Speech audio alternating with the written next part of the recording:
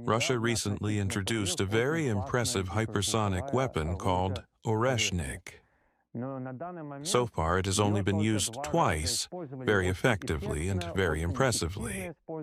But considering the scale of the conflict, which, as you said, is essentially a proxy war between Russia and the global West, Russia is showing unexpected restraint in the use of Oreshnik. Why is that? First of all, we need to clarify the term. What is hypersonic weaponry? Calling Oreshnik a hypersonic weapon is incorrect because Oreshnik is a ballistic missile. And a ballistic missile means that after launch, it exits into space and follows a ballistic trajectory. Then the warhead re-enters the dense layers of the atmosphere and strikes the target.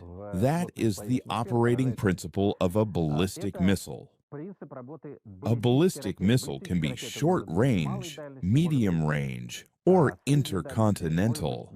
Oreshnik is a medium-range ballistic missile. Now, what is a hypersonic missile? I'm speaking from the standpoint of classical military terminology. A hypersonic missile is, for example, the Zircon. From launch to target impact, the entire flight takes place within the dense layers of the atmosphere. The main principle of hypersonic weapons is that they achieve multiple times the speed of sound while flying within the atmosphere. Therefore, Zircon is hypersonic weaponry, whereas Oreshnik is still a ballistic missile. Calling it hypersonic is not entirely correct. Yes, the speed characteristics are roughly comparable, but Oreshnik, after a short boost phase, flies in space and only then strikes the target. Zircon, by contrast, flies entirely within the atmosphere from launch to impact. The same applies to other types of hypersonic air-launched missiles, such as Kinjal. Their flight is conducted entirely within the atmosphere. That is for the sake of terminological precision. Now, regarding Oreshnik itself. Oreshnik uses solid-fuel rocket technology, which provides very strong capabilities, including the ability to place 6 warheads in the missile's payload section. Originally, Oreshnik was intended as a delivery vehicle for nuclear charges against an adversary. However, as the system was undergoing testing, it was decided to test it for the first time in a non-nuclear configuration against the Yuzhmash plant in Ukraine. The Yuzhmash plant has produced missile weapons since Soviet times, and today, Ukrainians had deployed production of new types of missile systems there. So the task was first to destroy it, and second to demonstrate our capabilities. The speeds of Oreshnik are such that no interception system exists. In principle, theoretically, it could be intercepted by the U.S. Strategic Missile Defense System. There are ground-based interceptors, GBIs, in Alaska and California. There are also U.S. missile defense facilities in Poland and Romania. In theory, they might attempt interception with varying degrees of probability. As for the European theater of operations, Oreshnik can strike any target in Europe from launch positions within Russian territory. Its launch range is approximately 5,000 kilometers. That means even Portugal or the United Kingdom. Any target can be hit from Russian territory. There are no interception means. Standard missile defense systems cannot intercept ballistic missiles of this type. The interceptor missiles simply cannot maneuver or intercept a missile like Oreshnik.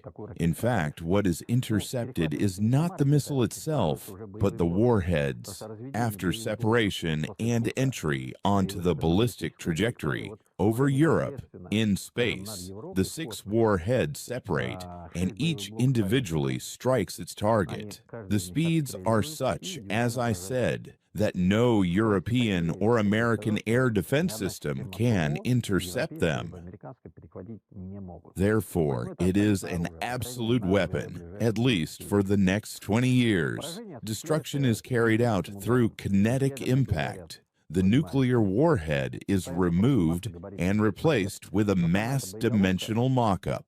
But due to the enormous kinetic energy and immense speed upon impact, the kinetic strike itself produces an effect comparable to an explosion. We demonstrated this weapon twice. First, in Ukraine, the Yuzhmash missile plant was completely destroyed.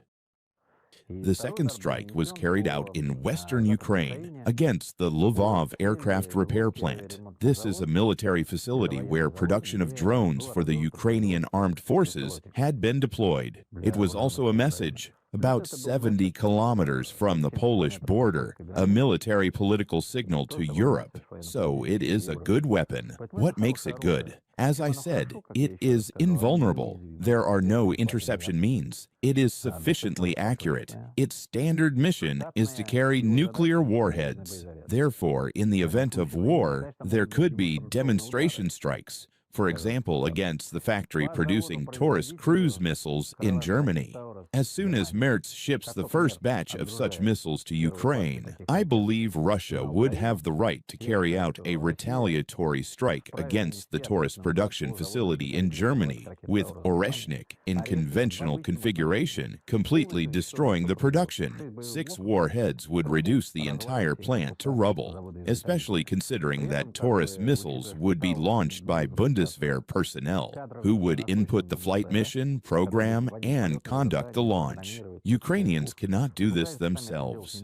It is a different class of weapon. It requires long-term training and operational experience. Therefore, such launches would constitute a casus belli. Germany, through its servicemen, would have struck Russia with Taurus cruise missiles, and Russia in response would destroy the Taurus production facility, an exchange of strikes, and that would not trigger Article 5 of the Washington Treaty. I have stated this publicly.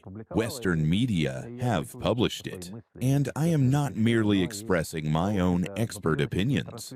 To some extent, I am also conveying the position of Russia's military political circles regarding how and under what circumstances we might act in this way. Therefore, today, Oreshnik is a system within our arsenal, and it will be part of the strategic rocket forces. So Ukraine is too small-scale a target for it?